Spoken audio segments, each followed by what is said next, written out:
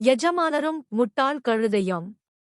ஒரு கிராமத்துல ஒரு விவசாயி இருந்தார். அவரு தன்னோட பொதிகளை சுமக்க ஒரு கழுதை வளர்த்தாரு.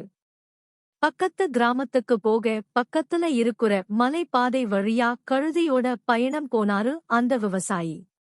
கழுதை மேல நிறைய சாமான் இருந்ததால கழுதையோட கழுத்துல ஒரு கயிற கட்டி பாதுகாப்பா அது கூடவே நடந்து போனாரு அந்த விவசாயி.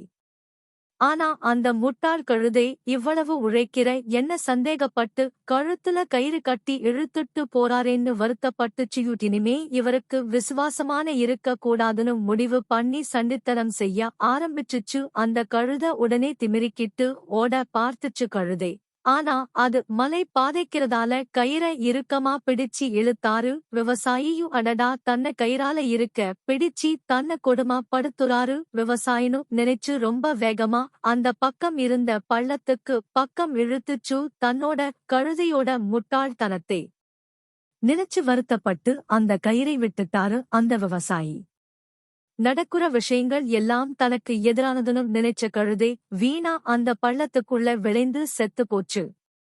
நீதி: நடப்பவை அனைத்தையும் நல்ல கண்ணோட்டத்துடன் பார்க்க வேண்டும்.